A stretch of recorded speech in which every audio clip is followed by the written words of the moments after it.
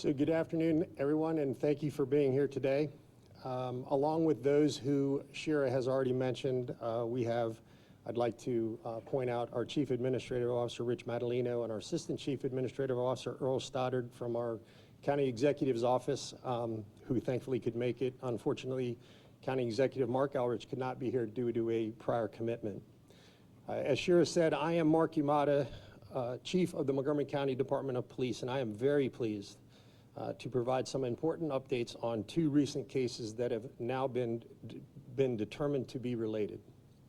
The first case was a homicide that occurred in Montgomery County on February 14th at the Cozier Potomac Senior Living Center in Potomac, Maryland. That case resulted in the death of 87-year-old Robert Gorham Fuller, Jr. During our investigation, Montgomery County Police detectives from our Major Crimes Division developed a person of interest in Mr. Fuller's death, and they have been actively following up on numerous investigative leads ever since. The second case involved a Maryland State Police trooper who was shot by a driver of a vehicle shortly after he initiated a traffic stop near Baltimore early in the morning on February 24th. The driver/suspect managed to escape after this stop in his vehicle after the shooting, but thankfully the trooper has survived. Shortly after the Maryland State Police incident, investigators from Montgomery County and the Maryland State Police, along with the U.S. Marshals, began actively working together and eventually determined that the cases were definitely connected and the suspect was probably the same in both cases. I can't thank Maryland State Police enough or the U.S. Marshals for their continued partnership, not just on this case, but on numerous other requests we have made for help here and support here in Montgomery County. Yesterday, detectives from Montgomery County were able to secure and obtain an arrest warrant for Marquise Emilio James, 22 years of age, from White Marsh, Maryland. At approximately 2:30 yesterday afternoon, Montgomery County police officers, again, along with the assistance of Maryland State Police and the U.S. Marshals, located our suspect driving in his vehicle and were ultimately able to stop him in downtown Rockville.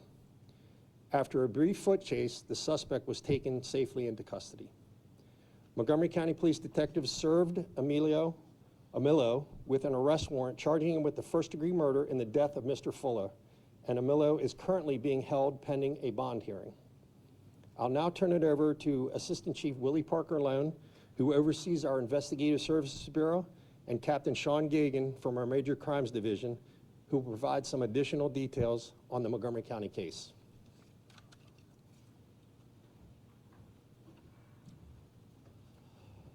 Good afternoon. Thank you, Chief Yamada. I'm Captain Sean Gagan. Assistant Chief Parker Lone is here if there's any questions that he'll be available to answer when we're done with our presentations this morning. But I first want to say thank you to the administration and staff of the Cozier Potomac Senior Living Facility here in Montgomery County. Without their cooperation and assistance, I do not believe that we would be here today to announce the arrest of Marquise James in our investigation of the homicide of Mr. Fuller. On February 14th, detectives from the Montgomery County Police Major Crimes Division began their investigation into the murder of Robert Fuller, Jr.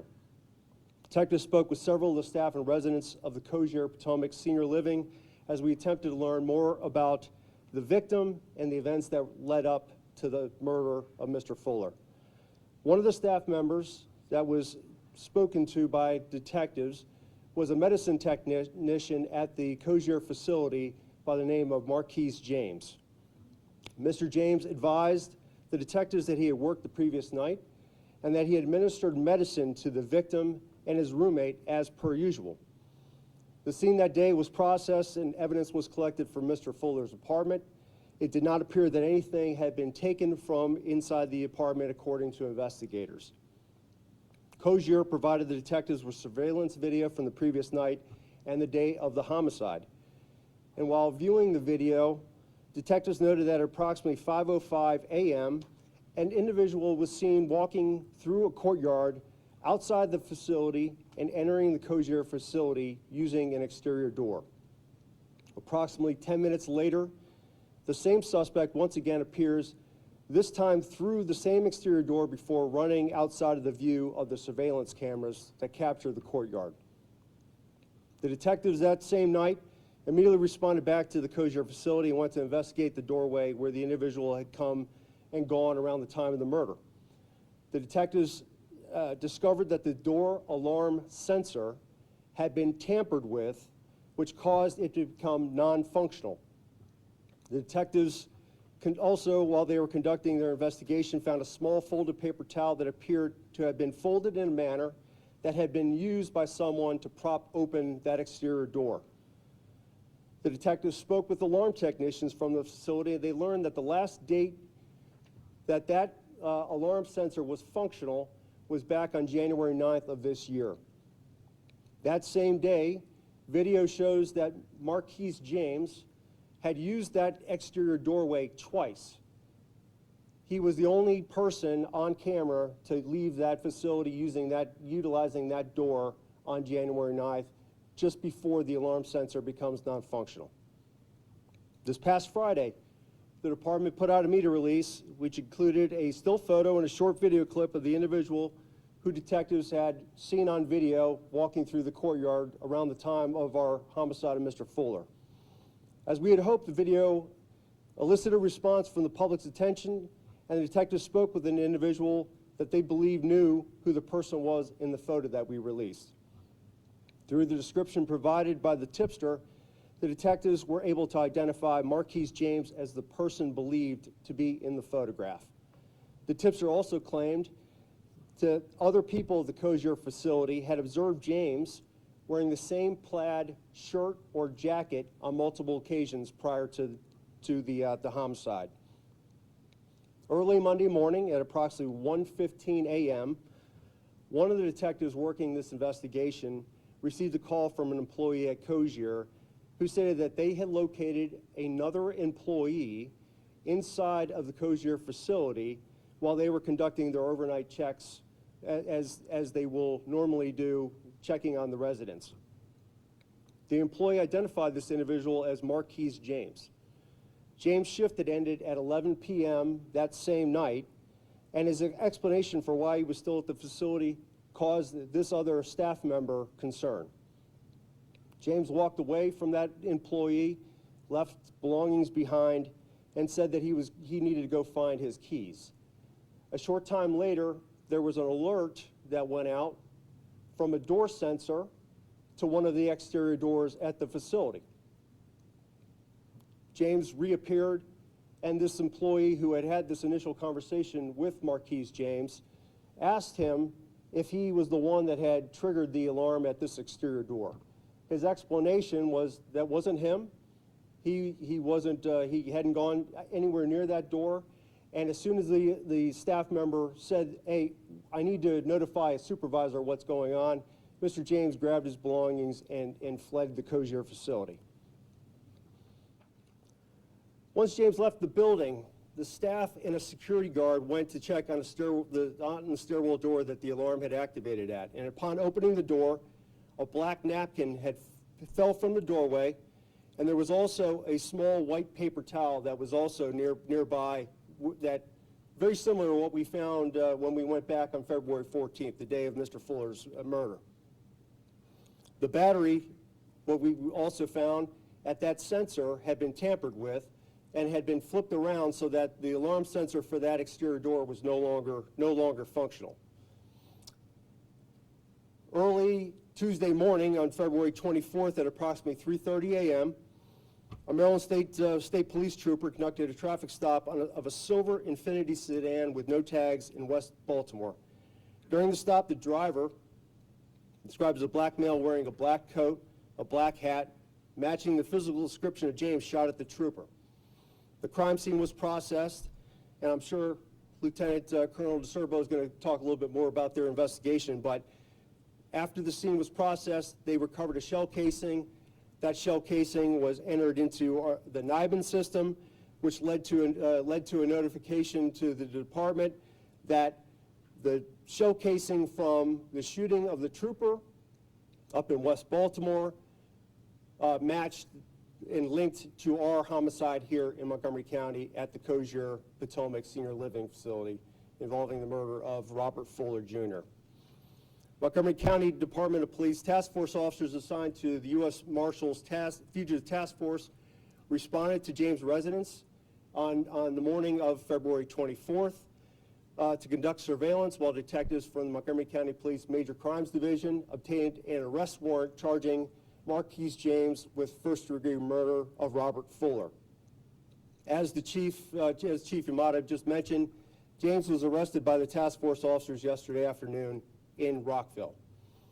Late last night, Montgomery County Police, along with our colleagues with MSP, worked together and we executed two residential search warrants up in Baltimore County. Both search warrants were processed by members of the Montgomery County Police Crime Scene Unit, and items of evidentiary value were recovered from both locations. This investigation remains ongoing as we work to learn more about Marquise James and any potential motive around the murder of Robert Fuller, Jr. The detectives have worked this investigation and have put in long days and nights over the course of the last week. Their dedication and relentless commitment to justice on behalf of Mr. Fuller is to be commended. At this time, I'd like to ask Lieutenant Colonel DeSerbo from the Maryland State Police to come to the podium to discuss the investigation into the attempted murder of their trooper.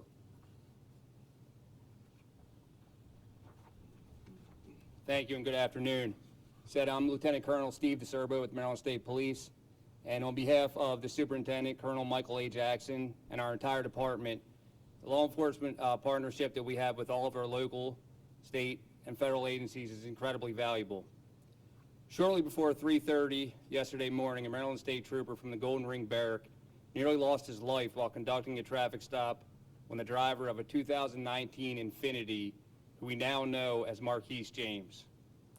As the trooper approached the vehicle, James opened his door and fired off 2 rounds, narrowly missing the trooper within inches. He then fled the scene. Without a doubt, our Maryland State Trooper escaped an outcome that could have ended much differently. Thankfully, he suffered only minor injuries and was treated and released from the hospital. Within moments of the incident, agencies across multiple jurisdictions shared real-time intelligence, investigative expertise, and other resources to ultimately apprehend a suspect responsible for multiple crimes throughout our state. Justice has been served due to this extraordinary collaboration.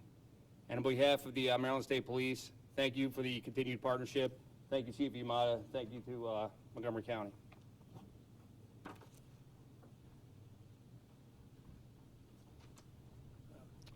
Good afternoon. My name is John McCarthy. I'm the State's Attorney for Montgomery County. First of all, I'd like to give great thanks and appreciation to all the allied police agencies that came to work on this particular case. I think it's a great tribute to the Montgomery County Police, the State Police, to the federal agencies that also worked in this case, that this work was able to be done. And this was a very, very complex case putting it together. May I say, Mr. James is 22 years old. He hails from Baltimore. He's been associated with White Marsh and other communities within the city of Baltimore. He was an employee at the Cozier Potomac Senior Living Center. He was a med tech at that particular location. His arrest occurred on February the 24th, yesterday afternoon, and it occurred literally outside of the district court building in downtown Rockville, and that was based on the coordinated efforts of all of the agencies that stand behind me. He was processed this afternoon. It took a while to get him before the commissioner, but he was brought to the commissioner's office about noon today. He was in fact processed, and he is being held currently without bond. The commissioner was prohibited because of the nature of the charges brought in this case to set a bond in Mr. James's case. A bond review has been set for him tomorrow in the district court for Montgomery County in courtroom 413 tomorrow at 1 o'clock in the afternoon. At that point in time, a date will be set for a preliminary hearing. Usually that is about 30 days out, and within that period of time, the state will have an obligation to go to the grand jury, obtain an indictment, or resolve the matter or other charges. So there is one single charge that has been brought at this point in time here in Montgomery County, and that is first-degree murder, and the maximum penalty for that offense is life. I will tell you that I have had conversation with Mr. Ivan Bates, who is the state's attorney for Baltimore City. Many of you probably know Mr. Bates. In any instance, he, because the crime occurred, the shooting of the trooper occurred up in Baltimore, he will have jurisdiction over those. We have agreed that because the homicide, because of the nature of the crime, would take precedence. We will try that case here first, and then he would be transferred to Baltimore for resolution of the other charges. Thank you. Okay, at this time, we will open up the floor for questions for about 5 minutes. Officer Cortez has the microphone, so just raise your hand, and Officer Cortez will come to you to answer your question with the microphone. Perfect. And I'll be holding the microphone for you guys. Hi, I don't know who wants to answer this question, but would you say that the person who noticed Mr. James inside the facility after hours on Monday may have disrupted what could be a second homicide that he may have been planning? Based on that, the question goes alongside that Cogier put out several times to its staff and families and people living there saying, quote, "There is no ongoing threat to residents or staff." Do you have any comment on that? I can't speak to the messaging that Cogier put out to their staff. However, I will say that through the cooperation that we've received through our ongoing investigation inside the facility, I think the fact that the staff was made aware of what had gone on, it obviously heightened everybody's senses as to, hey, this was a suspicious activity that was going on. So I give the employee a lot of credit for taking the steps that they did. To tell Mr. James at the time that they had that second contact, hey, something was very odd. That alarm sensor going off, as it did right on the time that he disappeared. The fact that they were going to notify their supervisor, I truly do feel that we headed something nefarious off.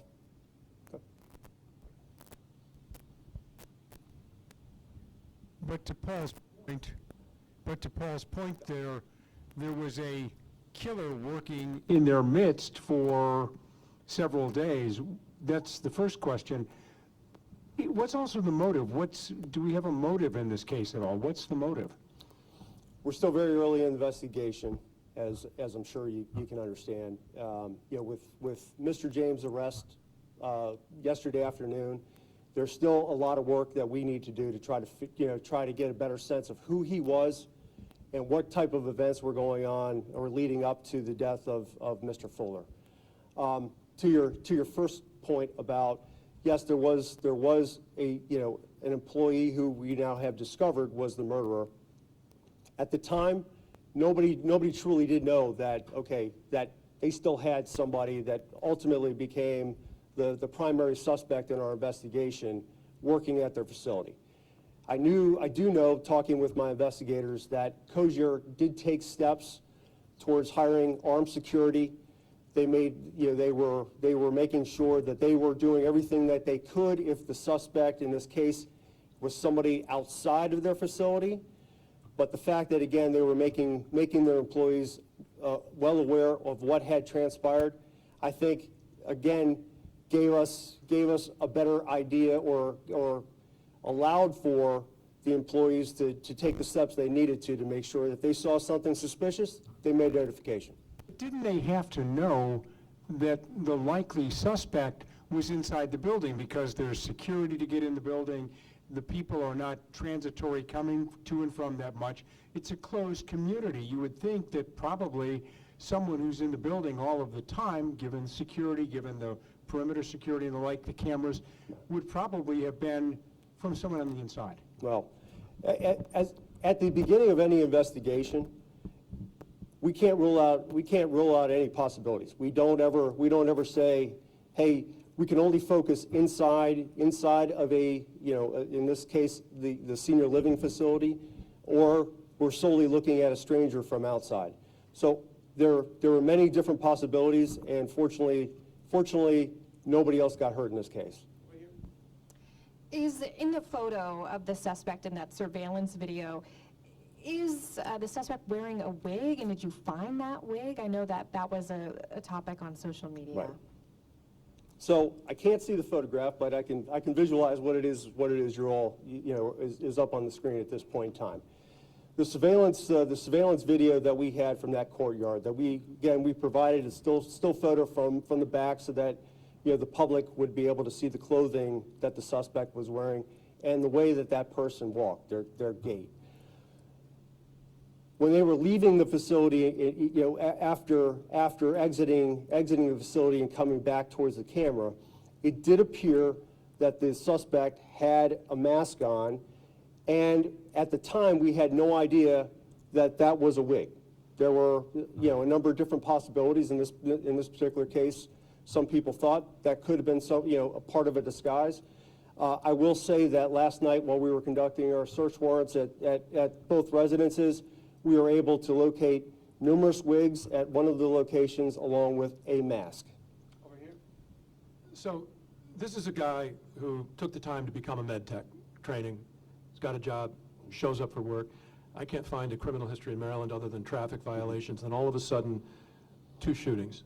Elderly man. Right. Any idea what this is all about? Can you just talk about, I mean, this is a bizarre, strange crime. Any idea what this is all about?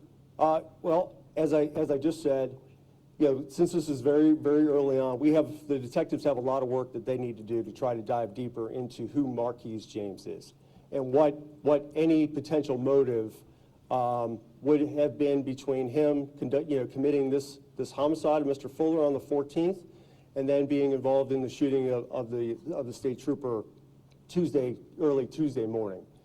At this particular juncture of the investigation, we do not have a good sense of why he shot and killed Mr. Fuller. Upon speaking with him, he said their relationship was very good, and he would never have hurt Mr. Fuller. So we're hopeful that as we get further in, doing more of an investigation, we're going to get a better sense of what was going on behind the scenes, what types of communications Marquise James, had, what he was searching on his electronic devices, and we're hopeful that that's going to lead us to a better sense of why. Paul made a comment about the statement from Cogier. What do you say to the people of that community now about their safety? I'll say that, we completely understood the panic and the fear that the death of Mr. Fuller, the murder of Mr. Fuller brought out in that community. We took this very, very seriously. The investigators, as I said, have worked incredibly hard. Long days, long nights, time away from their family because they knew the importance of bringing or identifying a suspect in this case as quickly as they possibly could. As I said, Cogier has cooperated fully with our investigation. I think without their assistance, without them providing data on employees, surveillance video that we requested, and other pieces of information that were very useful in our identifying Marquise James, I still think we're a long way from trying to figure out who killed Robert Fuller Jr. and who shot at the Maryland State Trooper.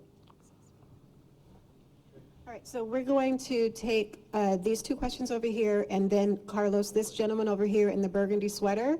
And then if anyone has any questions afterwards, we can make availability for you afterwards, but we just need to wrap up the news conference. So Carlos, if you can take this woman, and then Fran, and then this gentleman over here.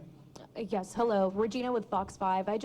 My question is, were there any warnings or red flags even before these 2 incidents happened? And did Cogier mention anything about if he was, had some strange behavior, something that could lead to maybe answering a little bit more questions? Because this is, a medicine administrator, and I want to clarify if he was, providing medicine to Mr. Fuller and other patients.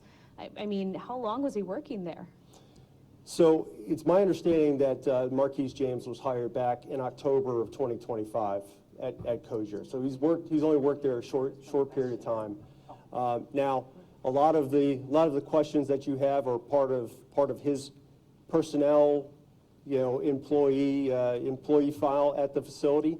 So I think those questions are better asked to the administration down at Cozier. We're hopeful that now that Mr. James has been identified as the person that that has been charged in the murder of Mr. Fuller, once his picture gets out there and once people get a chance to see learn more about this investigation through the media, we're hopeful that other people are going to maybe come forward and give us a little bit more background about any of the interactions that they may have had with Marquise James while he was employed at Cozier or outside in everyday life. One more. Yes, sir. Dave Laval with DC News Now. What can you tell us about Mr. James' criminal past? Is there a record? That's something I can't comment on at this time. Okay. Okay, at this point, we're going to conclude our news conference. Again, if you have any more questions, we will make Maryland State Police and anyone from the police department available to you to answer some questions one-on-one. Thank you very much for coming.